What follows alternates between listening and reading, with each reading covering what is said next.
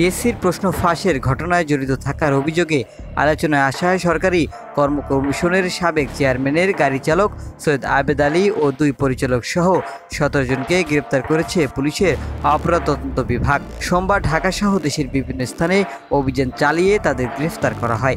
এর আগে রোববার রাতে বেসরকারি একটি টেলিভিশন চ্যানেল অনুসন্ধানী প্রতিবেদনে প্রকাশের পর সরাসরি অভিযানের নামে সিআইডির সদর দপ্তর সূত্রে জানা যায়, গ্রেপ্তারকৃতদের মধ্যে রয়েছে পিএইচির ঊর্ধ্বতর 3 কর্মকর্তা, একজন অফিস সহকারী ও সামাজিক যোগাযোগ মাধ্যমে আলোচিত ও সমালোচিত পিএসসির চেয়ারম্যানের সাবেক ড্রাইভার সৈয়দ আবেদ আলী।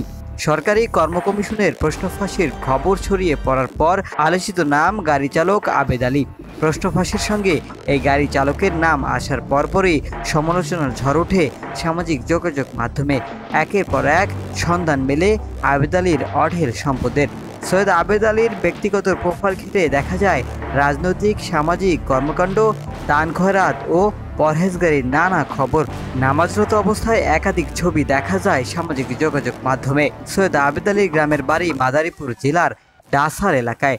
ঢাকা ও গ্রামের একাধিক বাড়ি, গরুর খামার ও সম্পদের তথ্য মিলেছে তারই ব্যক্তিগত সামাজিক যোগাযোগ মাধ্যমে।